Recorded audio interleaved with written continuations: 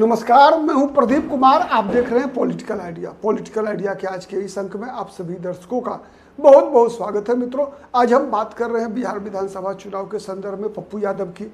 लंबे समय बाद पप्पू यादव आज मीडिया के समक्ष आए।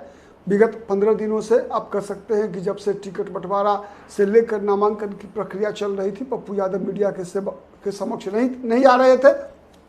आज जब वो आए तो फिर बड़ी बात कहते हुए आए। सबसे पहले उन्होंने लालू यादव से एक आग्रह किया, विनती किया। उन्होंने कहा कि लालू यादव को हस्तक्षेप करना चाहिए और महागठबंधन के अंदर जहां जहां विवाद की स्थिति है, कई सीटों पर जिन 12 सीटों पर महागठबंधन में आपसी संघर्ष है, जिन सीटों पर महागठबंधन के दल एक दूसरे के खिलाफ अपना उम्मीदवार खड़ा कर दिया है, उन पर मध्यस्थता करनी चाहिए। तो ये डिमांड जो है पप्पू यादव ने लालू यादव के समक्ष रखा। साथ ही यह भी आरोप लगाया कि कांग्रेस पार्टी में कुछ लोग ऐसे हैं जो, और कांग्रेस से बाहर भी, जो कांग्रेस पार्टी को गुलाम बनाए रखना चाहते हैं। तो ये दो बड़ी बातें निकल कर आई पप्पू यादव के द्वारा। आज अगर हम उन बातों का विश्लेषण करने का प्रयास करें और समझने का प्रयास करें कि पप्पू यादव की ये मांग करने का कारण क्या है, तो सबसे पहले समझिए कि जिन सीटों पर बिहार में विवाद की स्थिति है, लगभग 1 दर्जन सीटें ऐसी हैं जहां पर कि गठबंधन के दल आपस में टकरा रहे हैं। सबसे पहले हम बात करते हैं जो छोटी पार्टियां, छोटा विवाद है वीआईपी की। वीआईपी के उम्मीदवार 2 विधानसभा क्षेत्रों में, एक सीट पर तो वीआईपी का सबसे सीधा आज नुकसान हो गया, जब सुगौली विधानसभा क्षेत्र में जो वीआईपी के उम्मीदवार शशिभूषण सिंह, उनका नामांकन रद्द कर दिया गया है। ठीक है, ऐसा ही एक नामांकन एनडीए में भी उम्मीदवार का रद्द हुआ। मरौरा विधानसभा सीट पर एलजेपी की उम्मीदवार सीमा सिंह का, वैसे ही यहाँ सुगौली विधानसभा सीट पर जो है वीआईपी के उम्मीदवार शशिभूषण सिंह का नामांकन वहाँ रद्द हो गया है। तो ये एक सूचना है। तो 15 में 14 बच गए।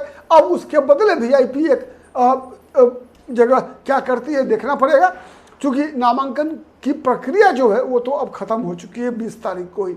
जिन सीटों पर विवाद है, आपको पता है वैशाली विधानसभा सीट जहां सबसे ज्यादा विवाद कांग्रेस और आरजेडी के बीच है। साथ ही मैंने पहले बताया कि सीपीआई के साथ जो विवाद है 3 विधानसभा क्षेत्र में, वो भी एक तरह से कह सकते हैं कि कांग्रेस गाइडेड ही है। और इसकी प्रतिक्रिया में हुई है बछवाड़ा में, जो कांग्रेस पार्टी ने अवधेश राय जो सीपीआई के उम्मीदवार हैं उनके खिलाफ अपने युवा मोर्चा के प्रदेश अध्यक्ष गरीबदास को खड़ा किया। उसकी प्रतिक्रिया में मुझे लगता है कि सीपीआई ने 3 कांग्रेस पार्टी के उम्मीदवारों के खिलाफ अपना उम्मीदवार खड़ा किया। तो सबसे पहले समझिए कि वैशाली जो कांग्रेस पार्टी पिछली बार लड़ी थी, वहां कांग्रेस के उम्मीदवार जो है संजीव सिंह कुमार, उनके खिलाफ जो अजय कुशवाहा को टिकट दे दिया आरजेडी ने। लेकिन चर्चा निकल कर आ रही है कि अजय कुशवाहा ने नामांकन वापस ले लिया है। ठीक है, तो एक सीट की बची जान। अब दूसरा विधानसभा सीट है लालगंज, जहां पर कांग्रेस पार्टी की तरफ से आदित्य कुमार राजा चुनाव लड़ रहे हैं। लेकिन वहां पर जो है शिवानी शुक्ला आरजेडी की उम्मीदवार है जो चुनाव लड़ रही है। तो ये एक मामला है। सिकंदरा सुरक्षित विधानसभा सीट है जहां पर कांग्रेस के उम्मीदवार विनोद चौधरी ने पहले ही नामांकन किया हुआ है। अब उनके सामने आरजेडी ने पूर्व विधानसभा अध्यक्ष उदय नारायण चौधरी को टिकट दे दिया है। उसके बाद कहलगांव विधानसभा सीट कांग्रेस ने प्रवीण कुशवाहा को उम्मीदवार बनाया, तो आरजेडी ने वहां कहलगांव से झारखंड सरकार में मंत्री संजय यादव के पुत्र रजनीश यादव को उम्मीदवार बना दिया है अपना। ठीक है, वैसे ही सुल्तानगंज विधानसभा सीट है जहां कांग्रेस पार्टी ने ललन यादव को आरजेडी के चंदन सिन्हा के खिलाफ उम्मीदवार बनाया है। ठीक है, और 6ठा विधानसभा सीट नरकटियागंज, जहां से पूर्व मुख्यमंत्री केदार पांडे के पौत्र शाश्वत केदार पांडे जो कि कांग्रेस के उम्मीदवार हैं, उनके खिलाफ जो है आरजेडी ने बगहा के नेता दीपक यादव को, जो पूर्व में भाजपा में थे, तो उनको चुनाव लड़ा दिया है, उम्मीदवार बना दिया है। अब जो 3 विधानसभा सीट मैंने बताया कि एक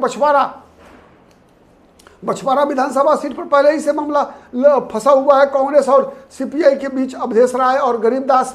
अब राजा पाकर में भी सीपीआई के कैंडिडेट मोहित पासवान खड़े हो गए हैं। कांग्रेस की सिटिंग सीट है ये।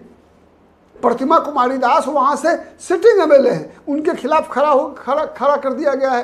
ठीक है, बिहार शरीफ में सीपीआई के कैंडिडेट शिव कुमार यादव ये खड़े हो गए हैं कांग्रेस पार्टी के उमेर खान के खिलाफ। ठीक है, तो इस प्रकार से ये उसके अलावा जो वीआईपी 2 सीट पर जो है आरजेडी के खिलाफ लड़ रही है। एक चैनपुर विधानसभा सीट पर, जहां पर कि आरजेडी के उम्मीदवार हैं उनके खिलाफ वीआईपी ने खड़ा कर दिया है बाल गोविंद बिंद को, ठीक है। और बाबूबढ़ी विधानसभा सीट मधुबनी जिले में जहां पर अरुण कुशवाहा को टिकट दिया था आरजेडी ने, तेजस्वी यादव ने, उनके खिलाफ बिंदु गुलाब यादव को वीआईपी ने उम्मीदवार बनाया है। बिंदु गुलाब यादव पिछले ही महीने मधुबनी के जिला परिषद की अध्यक्ष है बिंदु गुलाब यादव। उनके पिता गुलाब यादव पहले विधायक रह चुके हैं झंझारपुर के ही, तो वो उम्मीदवार बन गई हैं। तो अब ये क्षेत्र 9, 2, 12, 11, 12 विधानसभा क्षेत्र ऐसे हैं जहां पर कि एक दूसरे के खिलाफ ताल ठोक रहे हैं। तो पप्पू यादव का मांग